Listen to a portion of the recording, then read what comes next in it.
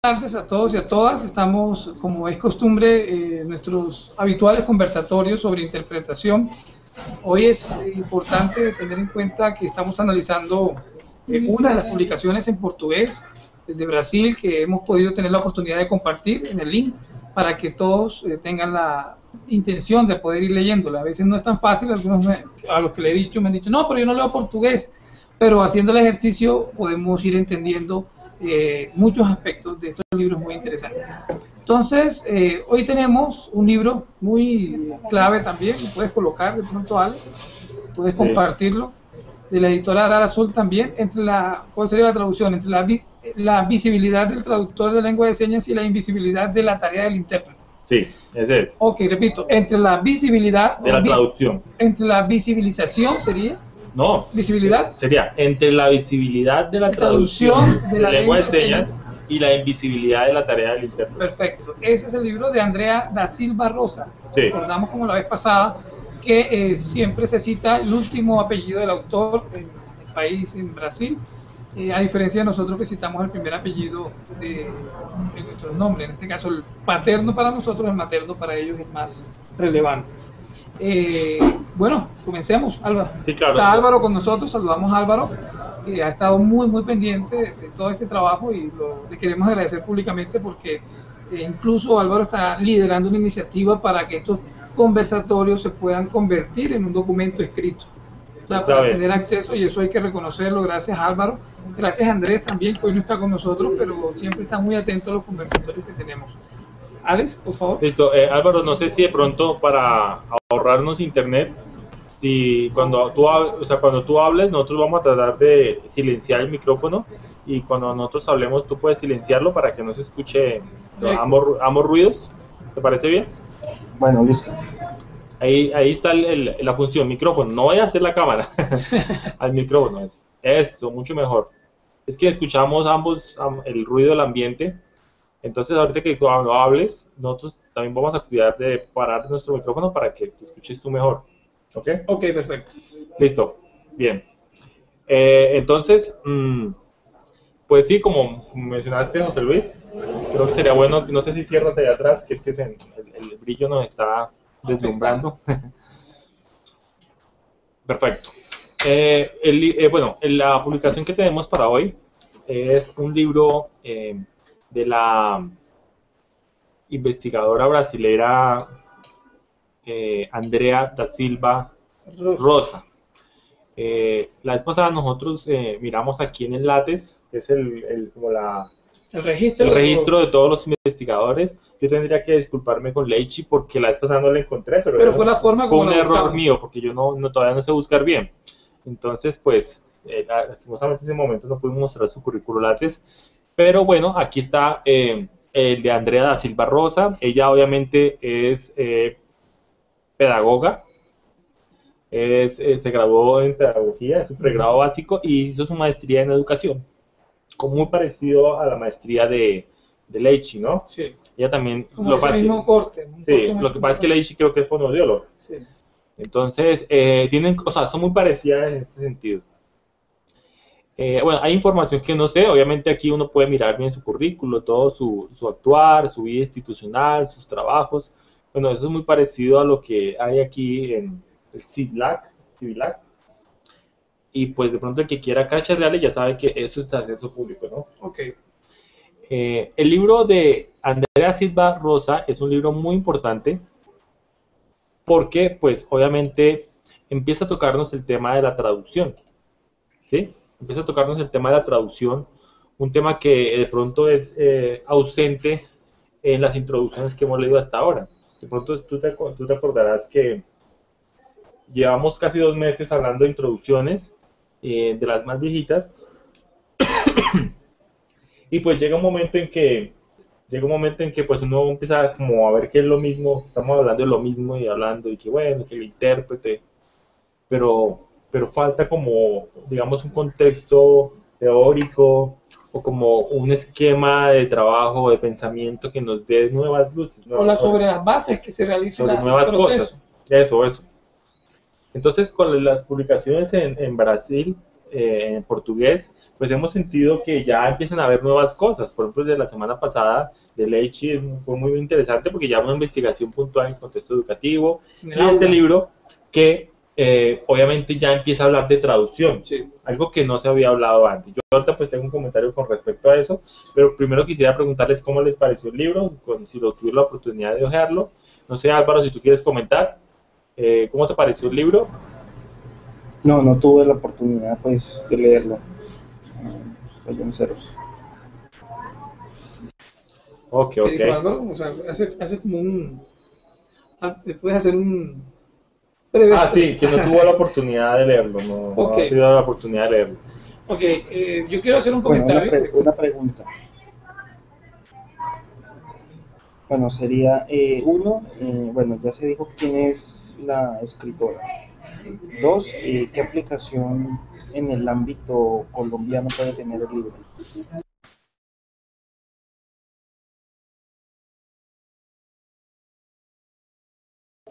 Ya, vamos. Ok, yo quiero hacer un comentario antes de la respuesta a la pregunta que Álvaro nos hace sobre la apreciación del libro.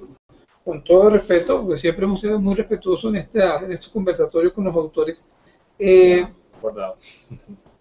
Para mí, el libro lo ilusiona a uno, más de lo que es. No estoy hablando de que sea malo, sino que el título del libro, cuando uno lo mira, le hace entender a uno que va a hablar en todos sus aspectos del tema del papel del traductor y cómo ser invisible en su desempeño, que son de las cosas que hemos tocado aquí, la neutralidad que tocaba algunos de los autores de los libros en inglés, el papel que la misma autora Leitchi también hablaba de si somos neutrales o no, qué tanto se ve la neutralidad, pero este libro uno dice, uy, vamos a encontrar eso, porque habla de la visibilidad de la traducción, pero la invisibilidad del papel. Entonces, como esa lucha, como esa dicotomía sería, sí, de soy, pero me muestro, pero no me ven, ese tipo de cosas. Pero leyendo el libro se da cuenta que tiene un gran porcentaje, yo diría que casi más de un 50%, hablando de todo lo que es la lengua de señas, la historia de la lengua de señas, la lingüística, y llega uno al capítulo, quizás creo que es el tercero o el cuarto, donde habla del papel del trabajo del intérprete y luego habla de la traducción, que es muy bueno, eso sí es cierto. Entonces creería que nos hace como un llamado. Nos ilusiona.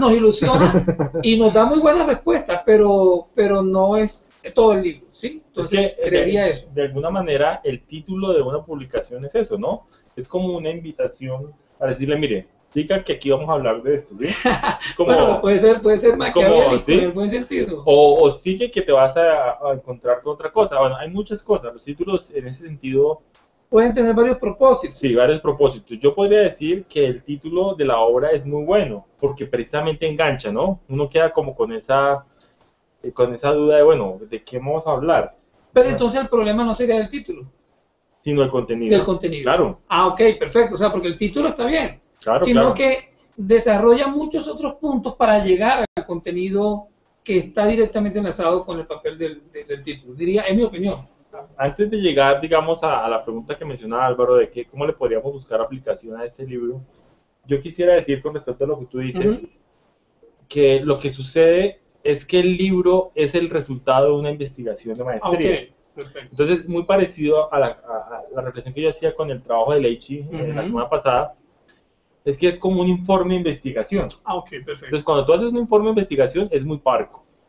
Es un informe técnico. Sí, es un grado, entrevisté tanto. Es un grado, exacto, es un grado técnico de escritura. Entonces tú vas, estos son los resultados, este es nuestro marco conceptual, este es nuestro marco de trabajo, los resultados fueron estos fueron los informantes y tal, y las conclusiones. Entonces yo creo que es eso. De pronto es que uno quiere leerse, es un libro que digamos, que haga una reflexión, que lo enamore a uno, o que de pronto tenga cierto candor de ensayo. Y el libro no es un ensayo. Sí. El libro no es un ensayo. Y podemos mirar el libro, el índice del libro para ver los capítulos y hacer como una breve descripción de qué habla en cada capítulo. Buena idea, buena idea. Eso es lo bueno de conversar. Que entre todos, estaba diciendo de que si podemos ver el libro. Veamos el libro y miramos a hacer una breve descripción de los capítulos para la gente que no lo pudo leer. Bueno, yo respondería, no sé, bueno, también voy a buscarlo acá. Sí, aquí lo podemos buscar si quieres. ¿Qué es lo práctico del libro para mí? Bueno, aquí está, por ejemplo, capítulo 1, lo que tú mencionabas. ¿Sí? Exacto, lengua de señas, gramática y gramática y escrita. Exacto, Incluso tiene un capítulo que habla del Sí. write. Yo diría que no es el 50%, como decías tú, ¿no? Porque ¿Cuánto? el libro tiene 200 páginas, si no me equivoco. Ah, no, mentira, tiene 190 y tal. Ajá. Pero digamos, bueno, sí, bastante. Capítulo 2. Es como el 40%, por ahí. Pero es que mira, eso tiene una explicación. Bueno, tiene una explicación. Generalmente tú cuando escribes, tú también le escribes a una comunidad académica. Okay. Entonces, claro, tú llegas y tú tienes que enfrentarte a la comunidad. Entonces, primero... contextualizarlo. Sí, hay que decir primero aclaremos algo. La lengua de señas es una lengua natural. Entonces, casi siempre es como eso, ¿sí?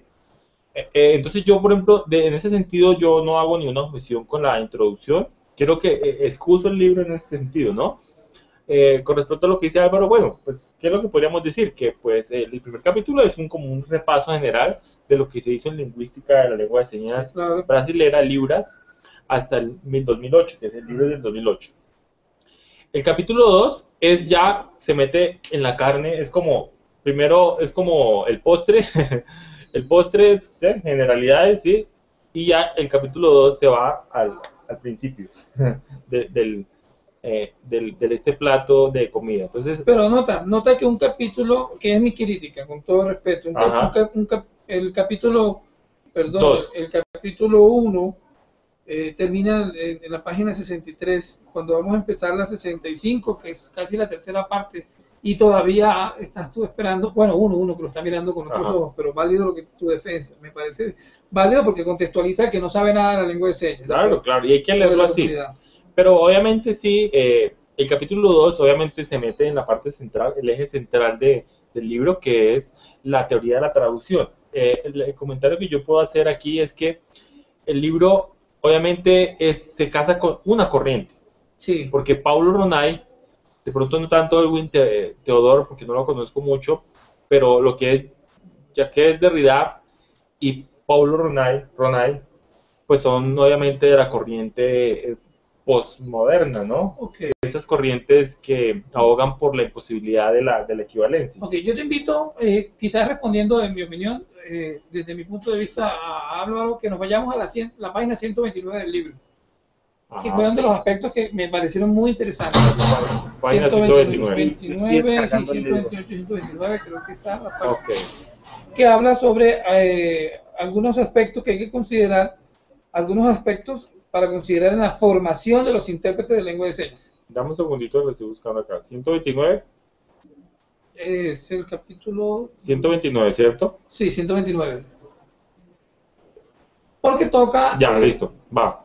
Ve subiéndolo, por favor. Sí, estoy en la 129. Creo que 128. Ah, ok, listo. Ahí está. Algunos aspectos de la formación de intérpretes considerados importantes, en la formación de intérpretes de lengua de señas. Y comienza a enumerar unos puntos, ¿verdad? Por ejemplo, el primero, que está ahí, aparece en esa misma página, conocimientos e implicaciones sobre la sordera. Ajá. Y en el desenvolvimiento como el individuo sordo. Entonces, él comienza a enumerar una serie de puntos específicos que debe tener un programa de formación de intérprete. Bueno, un programa no, o una formación de intérprete. Buen nivel de cultura. Buen nivel de cultura, por ejemplo, eso que acabas tú de estar, buen nivel de cultura me parece muy interesante. Yo no he visto que otros autores quizás lo toquen, de pronto tú sí, más directamente, cuando habla de que el intérprete de lengua de señas debe tener un muy buen conocimiento enciclopédico, lo que se denomina en muchas ocasiones, y lo explica muy completamente. Te creería que eso nos serviría para un programa de formación. Qué bueno que las entidades que estén interesadas en crear programas de formación pudieran tener algunos aspectos de estos relevantes, teniendo en cuenta que este libro es del 2008.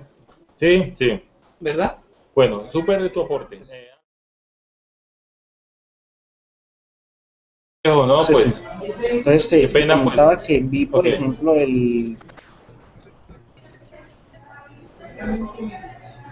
Listo, no hay problema. Te comentaba que había visto el pénsul que sacó la Universidad del Valle de la Interpretación, la tecnología, y pues me parece muy pobre, ¿no? De fonología, morfología, aspectos psicolingüísticos, sintaxis, semántica, gramática, la lengua de señas, tipologías discursivas, fundamentos psicolingüísticas, prácticas. Entonces, si hay la oportunidad de que con esas publicaciones se enriquezca el currículo, sería bueno, ¿no? Claro, claro, indudablemente. Claro, sí. Yo pensaría que el curso de la Univalle de Tecnología, pues es un mini curso de lingüística. Y en ese sentido es bueno, ¿no? Pero pues obviamente el programa es de hace 10 años, hace 8 años, si no me equivoco. Entonces, pues es esperar que no esté totalmente actualizado con este tipo de discusiones que pues son recientes. Hasta hace muy poco hemos conocido estas publicaciones. Entonces, pues bueno, todo es un proceso, ¿no? Todo es un proceso y pues puede hacer que a Univalle le vaya bien ya empezaron, bueno, no empezaron, pero definitivamente ya no lo van a cerrar. O sea, sí va al otro año. Dime. Ah, bueno, sí, pero ¿qué pasó? ¿Sí se inscribió la gente? O Sí, sea, ¿sí claro. empezó? ¿Y si empezó? ¿Ya empezó en la Universidad del Valle? Sí, claro, claro. Sí, es decir, te lo digo porque pues mi hermana se presentó, entonces tengo la información de primera mano, pero pues después te comento cómo es el asunto bien. La idea es que, bueno, estamos dándole fuerzas para que esos ejercicios se den, ¿no? O sea, yo en ese momento, con tanta escasez de formación que hay, es decir, la tecnología es un pequeñito oasis dentro de tanto desierto. Entonces, bueno, veremos a ver cómo va. Eh, Esperemos que lo que pase aquí en Colombia sea muy similar a lo que pasó en Brasil. Uno mira la evolución de los libros y digamos, la situación como está aquí es muy parecida a cuando en el 2004 se publicó el libro de Ronin Miller de Cuadros. Es un documentico así del Ministerio de Educación y ya pues vinieron otras investigaciones y con esta, la de Rosa, pues uno dice, bueno, hay una discusión de fondo. Estábamos discutiendo ahorita, quiero para continuar sobre el libro, estábamos discutiendo ahorita que pues obviamente José Luis lamentablemente tuvo que ausentarse, cuestiones ya compromisos de ANISCOL. Entonces, estamos comentando la gran carga que se le hace a a la gramática de la lingüística, de la lengua de señas, y a lo poco que se tocan, pues casi la mitad, ¿no? El tema puntual de la teoría de la traducción con respecto a la interpretación de lengua de señas. Pero yo disculpo el libro en ese sentido, porque pues obviamente ella dice en su introducción que fue como el ejercicio de su maestría y que ahí siempre cuando es así, uno en una maestría uno no da muchas vueltas, sino empiezas puntualmente a sus datos, a los autores y a los resultados, ¿no? Entonces, la apuesta de Rosa, de Andrea da Silva Rosa, es sus tres autores de traducción, muy de la corriente postmoderna, y empieza a ser como la tratar de aplicar toda la concepción también del lenguaje que hace en el capítulo 3 con la interpretación y la traducción. Palabras más, palabras menos. Lo que dice Andrea Silva Rosa en este libro es que aunque el intérprete tiene una tarea muy puntual e idealizada de ser totalmente invisible y no interferir en el proceso, realmente la naturaleza de su trabajo, que es la traducción, hace que sea visible. Entonces es como, está entre esas dos, entre la espada y la pared, entre la visibilidad de la traducción inherente al trabajo y entre la invisibilidad propia de la tarea del intérprete. De ahí viene el nombre. Entonces yo siento que el nombre es muy bueno porque lo muestra. Ahora, sumándome a lo que dice José Luis, yo creería que también no es que se muestre muy claro, no es que se ponga así de clarísimo. Es decir, esa gran conclusión se inunda entre los datos y entre las consideraciones teóricas, pero me parece que pues, sí, o sea, tampoco es que el título no se vea en el libro, no, me parece que sí se responde de alguna manera. Otra cosa que yo quería comentar, y cuando quieras puedes interrumpirme, Álvaro. Otra cosa que yo quería comentar es que obviamente en este momento, el que se hizo este libro, en 2008, la concepción de traducción es, obviamente todavía no está tan elaborada. Entonces, hay que entender que cuando se habla de traducción, se habla puntualmente de la práctica de pasar textos escritos entre diferentes lenguas, pero también en estudio de traducción, traducción hace énfasis al proceso general, ¿sí? Al proceso general de trasvase, de cómo se pasan mensajes de lenguas entre lenguas. Entonces, dime. Sí, por ejemplo, tú dices que el enfoque de traducción de ella es postmodernista, ¿no? Ajá. ¿Qué significa, cómo así, postmodernista? ¿Qué Ah, bueno. enfoque?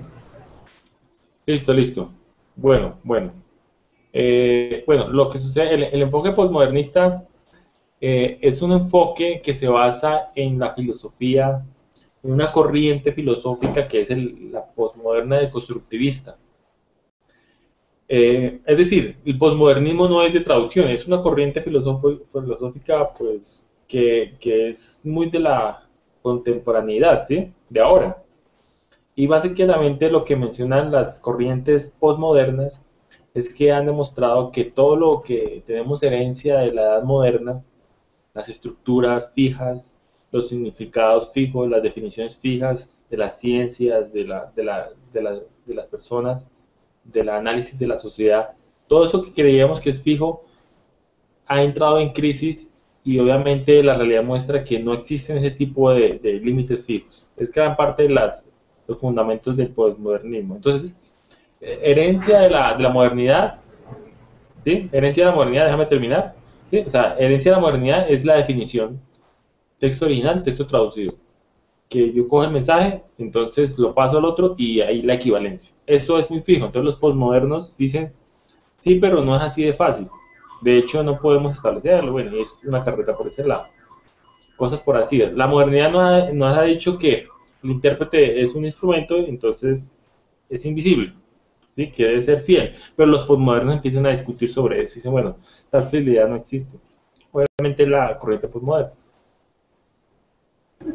Ya, porque, por ejemplo, en tu libro, lo que es la corriente de constructivista Sí, y el postmodernismo son, o sea, como llevarlos a la práctica es difícil, aterrizarlos es difícil. claro. Sí, ¿Ella cómo aterriza la tendencia postmodernista en la traducción en el libro? ¿Cómo lo aterriza? buena pregunta. No la aterriza en prácticas metodológicas. No la aterriza. Esa es la gran debilidad del posmodernismo. Y cuando uno analiza este libro se da cuenta que es complicado porque ella lo que hace es que utiliza el esquema posmoderno de Derrida y de Ronay para hablar de que sí, es la imposibilidad y todo. Y después dice que la interpretación se cumple, porque efectivamente se cumple, es decir, que el intérprete dice que tiene que ser totalmente neutral, pero que tiene que tomar decisiones para que el mensaje sea correcto y equivalente. Entonces empieza a discutir sobre eso, pero uno al final de cuentas cuando dice, pero ¿cómo es la traducción? En términos de visibilidad y visibilidad, ¿cómo? O sea, explíquenos cómo se traduce. No lo dice. No lo dice porque, digamos, el título del libro nos lleva a la reflexión filosófica sobre la visibilidad y la invisibilidad del traductor, pero no es metodológico. Realmente lo que está pasando es que uno necesita un cuerpo metodológico pues para saber cómo es que es la traducción. Ese es el gran problema, que ya lo han respondido, pero eso es en otros libros que vamos a ver la otra semana.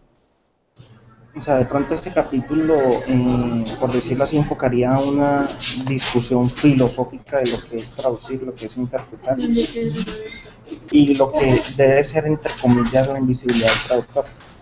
¿Por qué? Porque en el contexto educativo la tendencia que se viene dando ya es que el intérprete sea un profesor. O sea, aquí, pues, pensando yo personalmente, el ideal es que el intérprete sepa de pedagogía y sea un profesor.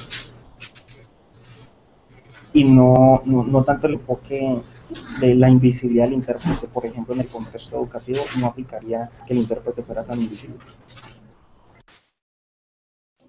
Sí, claro. De todas maneras, o sea, aunque de pronto yo y muchos otros traductores no no comulguen completamente con los presupuestos postmodernistas, hay que admitir que la discusión que plantean este tipo de enfoques es válido, ¿sí? Es decir, ¿cómo tú vas a decir que no estás, que no eres invisible cuando tú eres agente, eres un ser humano que está rodeado de niños en un colegio? O sea, tú no puedes decir que no tienes ninguna influencia en los niños. Es decir, hasta cierto punto ahí, pues habría que pensarse dónde está la invisibilidad o cómo funciona, o si eso es un juego de roles ahí constante, que eso fue lo que hablamos la semana pasada, ¿no? Entonces, claro, Sí, ahí claro. se puede hacer acercamientos, pero siento yo que, pues que obviamente, además también el libro es del 2008, y lo que yo he visto es que las producciones en Brasil tienen un avance exponencial, es decir, cada vez hay más, y en este momento hay más todavía. Hay muchas cosas. Cuando yo estaba revisando publicaciones de Brasil, me encontré que hay seminarios, hay actas de congresos de muchos temas. Hay mucha gente en este momento, muchos intérpretes de lenguas investigando. Y cosas que no podemos aquí tocar como quisiéramos. ¿Sí?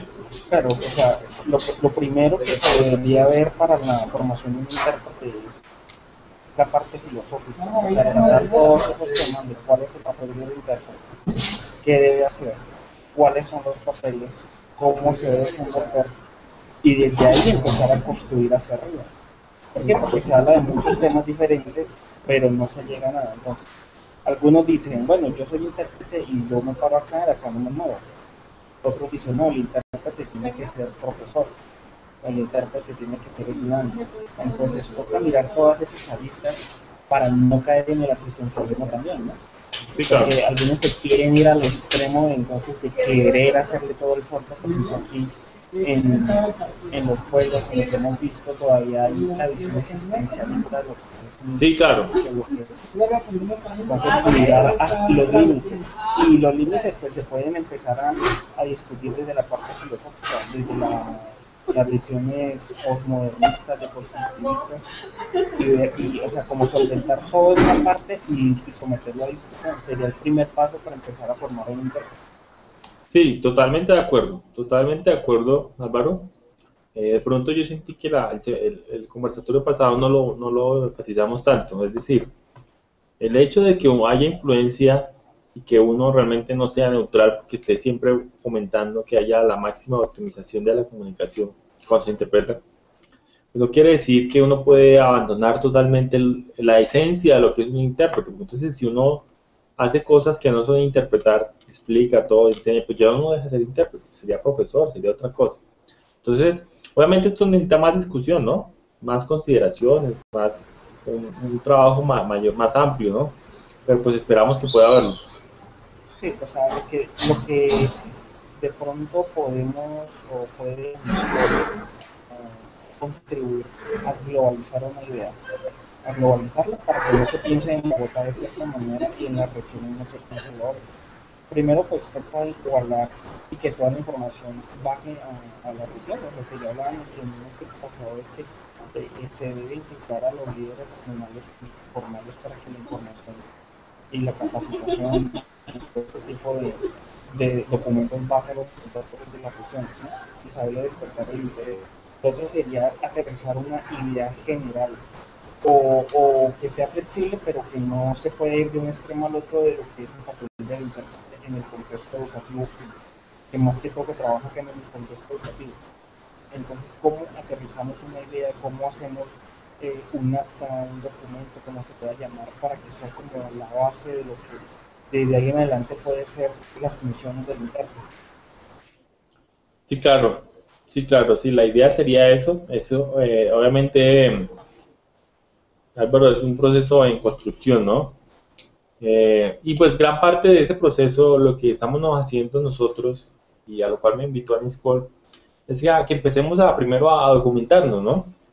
Cuando uno ya tiene herramientas, documentos, ya hay más formas para empezar a generar reflexión y lo que tú dices, identificar los líderes y empezar a que los intérpretes se empiecen a interesar en su trabajo, ¿no?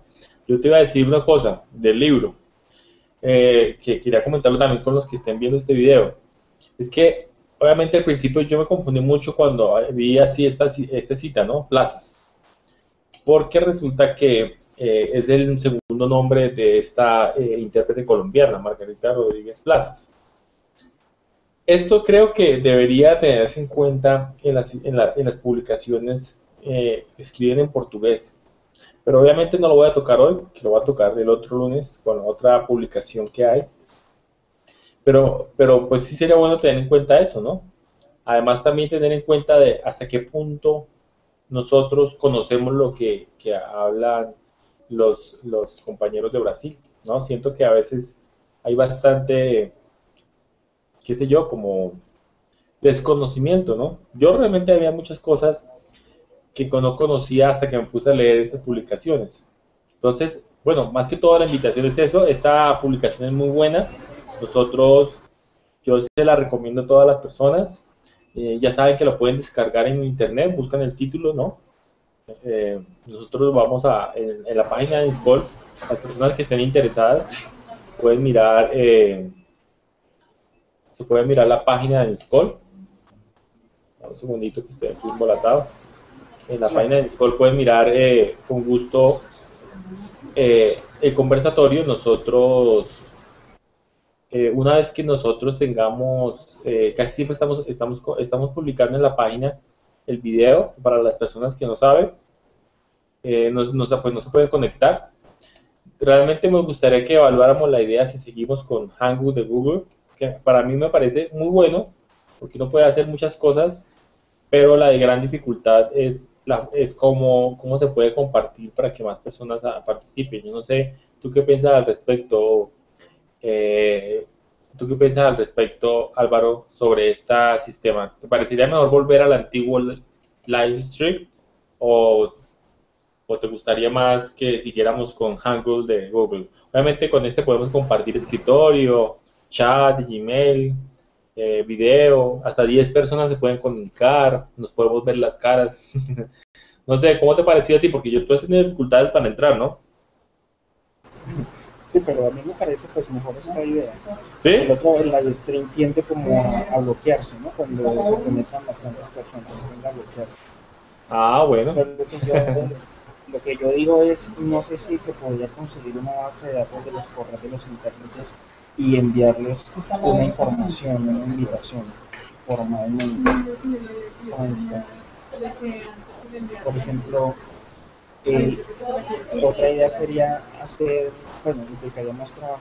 Antes de hacer el conversatorio, enviar lo que se va a tratar y enviar como una breve reseña, puntos importantes, cosas que se pueden sacar para que la persona entonces sepa de qué se va a hablar y no llegue como intimidado, porque entonces personas que no saben llegan acá y llegan intimidados y dicen, uy, pero yo de qué voy a hablar o qué voy a decir o qué tal que diga algo mal. Entonces como que algo no una lectura como tan avanzada, sino algo muy sencillo para que el intérprete novel de cierta manera pueda interesarse y pueda comentar, pueda decir, no, yo pienso esto, yo pienso aquello.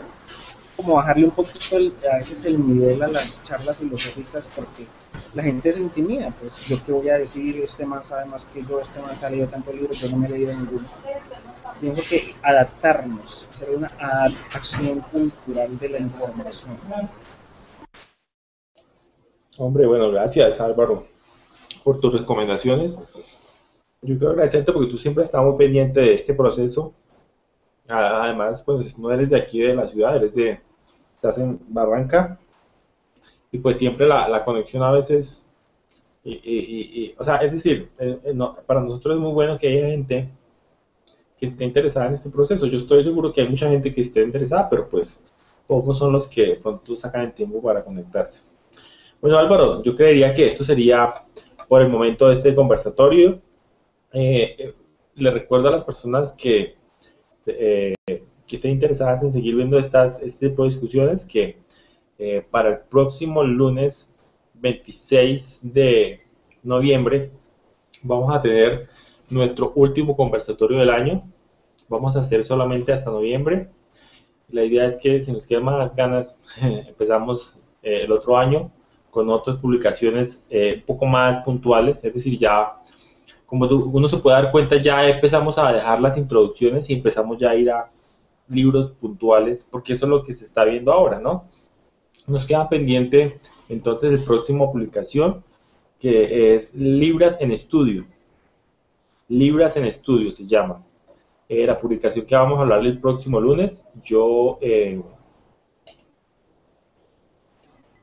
pues voy a compartirles la pantalla.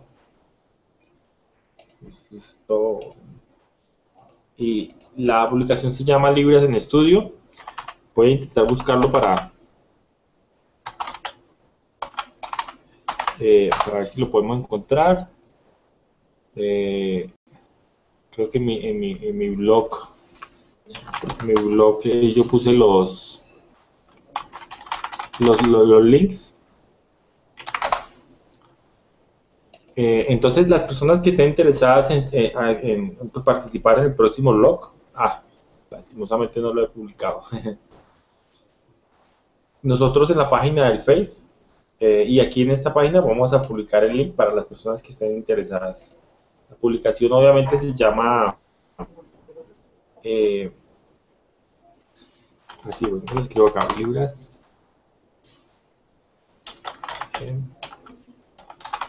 es estudio.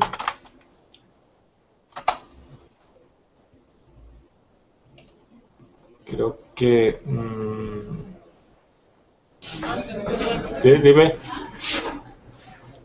Listo, sí, entonces déjame el link y es que ahorita me estoy leyendo 3 libros más, entonces cuando Claro. empiece a salir de esos libros me le voy a meter al Claro. de portugués.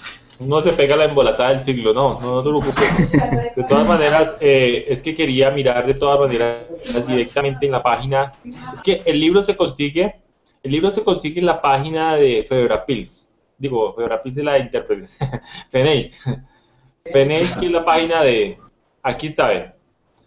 Y el problema es que no sé en qué parte. Yo en mi blog publiqué el link directo. Entonces la idea es que la persona pues que esté interesada pueda pues mirar aquí. Yo sé que está en algún lugar, creo que es aquí donde dice descargar. Sí, Okay, ya lo encontré. Aquí están 3 libros, de hecho son 3. El problema es que el que hemos hablado, uno es de traducción e interpretación, pero también hay de enseñanza y aprendizaje de las libras y descripción y análisis, más de lingüística. Pero aquí está, uno puede aquí en este link descargar el libro. Listo, Álvaro, muchas gracias por todo, viejo. Listo, okay. Gracias a todos también los que han visto este conversatorio. Entonces estamos conectándonos en una próxima ocasión. Chao, viejo. Listo, ok, chao, cuídate.